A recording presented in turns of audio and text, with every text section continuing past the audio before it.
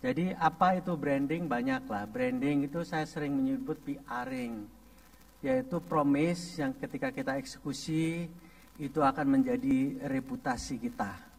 Itu paling saya hafal itu PR. Branding saya juga sering bilang 3C. Apa kompetensimu, apa kontribusimu, dan bagaimana cara kamu mengkomunikasikannya.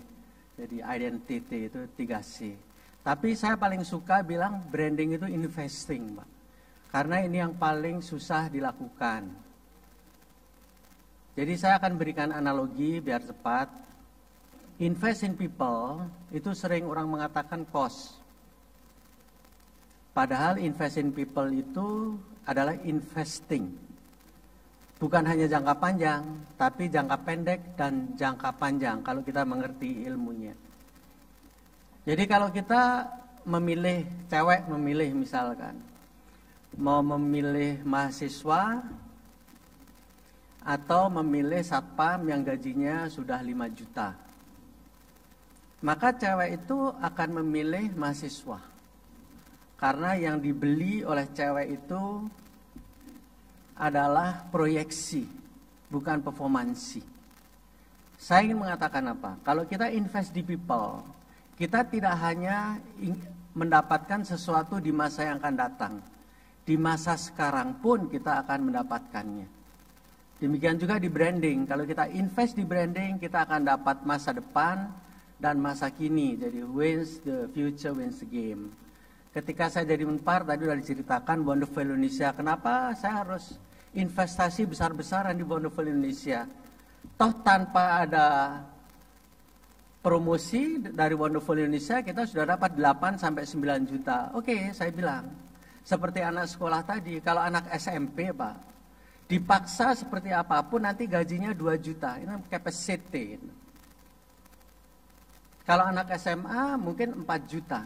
S1 mungkin bisa 10 juta, 50 juta. Sama dengan branding Wonderful Indonesia. Kalau kita tidak promosikan, kita tidak biaya, kita tidak invest di situ, memang kita akan dapat. Tapi dapatnya cuma 8-9 juta, padahal targetnya adalah 20 juta, 40 juta. Jadi mirip ya, investing in people dan branding itu mirip.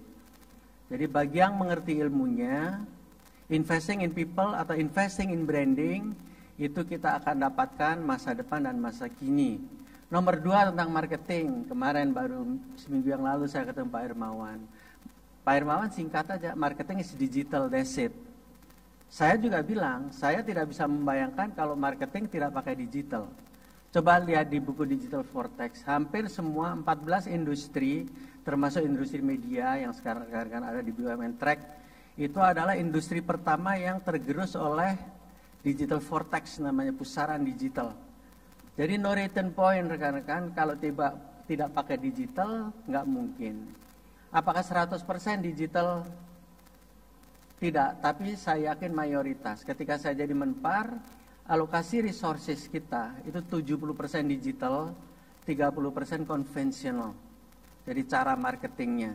Dan itu berhasil, saya singkat cerita ya, menjadikan Indonesia ketika itu sebagai the fastest growing tourism in the world. Jadi kita tumbuh lebih daripada 20% ketika itu. Jadi poin utamanya, marketing itu adalah digital. Jadi saya heran nanti aneh, tapi saya yakin lah teman-teman BUMN sudah menggunakan cara digital ini.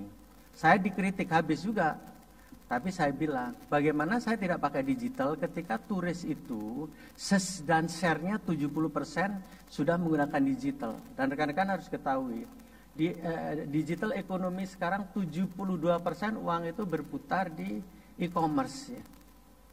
Jadi sudah semuanya digital, jadi aneh kalau rekan-rekan tidak digital, dari marketing is digital. Banyak istilah marketing. Yang terakhir words, tadi sudah saya jelaskan. Words itu untuk apa? Pakai rumus 3C saya. Saya sering mengatakan kalau mau menjadi global player harus selalu menggunakan global standard. Words ini gunanya C yang pertama, calibration. Apakah yang sudah kita lakukan ini sudah sesuai enggak dengan standar yang berlaku secara umum? Mengkalibrasi. Jadi Anda yang dapat nanti, oh iya saya udah benar ini. Nomor 2, keluar kredibilitas kita akan naik kalau dapat awards, terutama dari institusi yang kredibel tentunya. Dan nomor 3, ke dalam meningkatkan self confidence. Jadi menurut saya awards itu penting. Seperti saya bilang, ijazah dari perguruan tinggi terbaik penting, tapi ada orang yang bilang itu tidak penting. Tidak pakai ijazah pun orang bisa sukses. Tapi saya change back pendapat ini. Statistically pendapat itu tidak bisa dipertanggungjawabkan. Ada memang orang SMP tidak lulus, dia kaya, tapi itu outlier, Pak. Yang benar itu adalah orang yang mendapatkan sertifikat dari lembaga-lembaga kredibel lah, yang tingkat SES-nya tinggi, social economic segment ya, atau kelas. Jadi saya rasa award semacam ini diberikan oleh lembaga-lembaga yang kredibel penting untuk rekan-rekan mengukur seberapa benar nih branding strategi saya atau marketing strategi saya, misalkan di bidang apa yang dikriteriakan.